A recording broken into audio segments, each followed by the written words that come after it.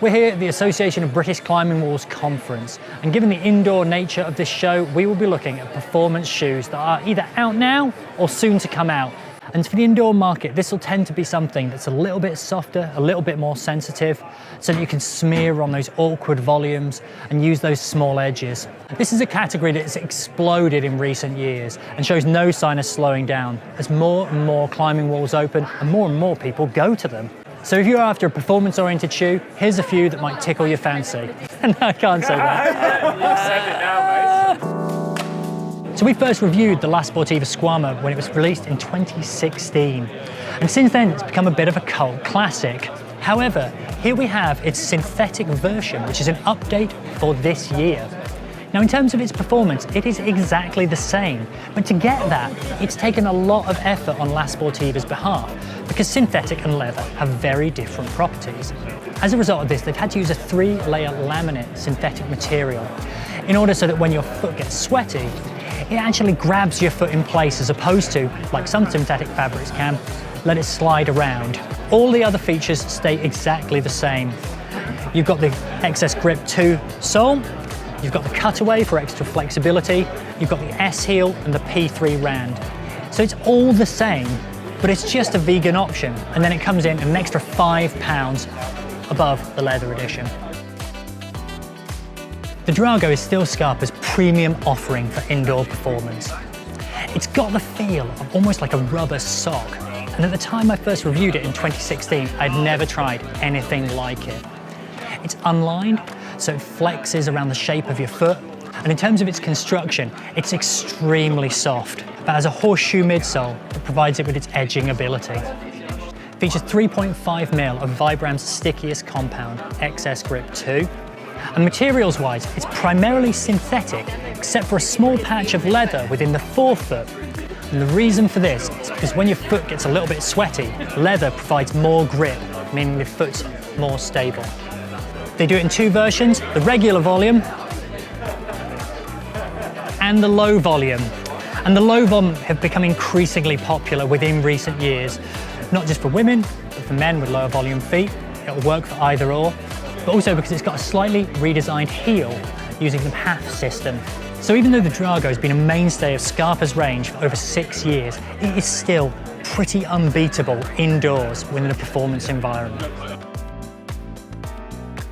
Whilst the Boreal Satori is designed with outdoor performance sport and bouldering in mind, we actually think it's a pretty good shoe for indoor use as well. There's several reasons for this, but the first of which is the rubber used. Now, they've used Zenith Ultra 2, which is an update from the previous Zenith Ultra. Now, having used the Zenith Pro 2, which is featured in the Crux, I have really high hopes for Ultra 2. This is their softest and stickiest compound, so really good for those tenuous smears as well as those small edges. The toe box has been completely redesigned with a one-piece construction and lots of rubber. It's ideal for toe hooking. And the heel, again, has been really redesigned. And if you compare it to the old model, it's much narrower too, so really good for heel hooks. The midsole stretches from there through to there, giving you a good amount of support, which is good for those edges, but the midsole stops at the toe, which gives you a bit more give that's ideal for smearing. In terms of its feel, the Satori actually feels much more like a slipper because of the way that it fits. However, you've got the options of these two Velcro straps in order to refine the fit. The wraparound neoprene tongue as well feels great and adds to the overall security of the fit. And finally, Boreal, as a part of their continuing dedication to sustainable materials, have used a recycled rubber compound throughout the tensioning system. Here we have the Unparallel Souped Up, and that is actually what it's called. Now, of all the shoes that we've looked at today, the Souped Up is by far the softest, insofar as it has absolutely no midsole. It is not an edging specialist in light of this, but it is without doubt what you'll want if you're going to be smearing on the most tenuous of volumes.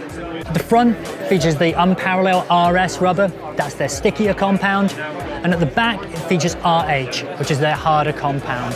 The idea being that you get that softness and the grip throughout the forefoot, and a little bit of firmness in the back, which means that it stays stable throughout heel hooks. Whilst the shoe itself has a very slipper-like feel, it's got a single strap in order to refine the fit, and also a neat split entry. Because one of the main issues with slippers is actually how difficult they are to get your feet in sometimes, and this makes that a lot easier. They're at narrower end of the spectrum, and I foresee that within the comp season that lies ahead, we're going to see a lot of narrow-footed comp climbers smearing their way up slabs in a pair of the Souped Up. And yes, that is what they're called. So here we have the Red Chili Sensor, which is out within the next few months. Now this is a slipper, but with a strap to it. And the strap basically just allows you to tweak up that fit and get something a little bit more precise, which is great from an indoor performance perspective.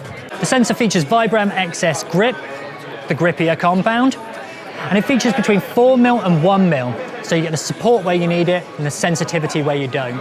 As you'd expect, there's plenty of rubber around both the toe and the heel for toe and heel hooking, because that is synonymous of the style of the modern competition style indoor boulder problem. It's got a dual rand, which again helps it to maintain shape, because this is an unlined shoe and it'll definitely give a bit around the shape of your foot, but you don't want it to give too much and bag out, and this will help prevent do that.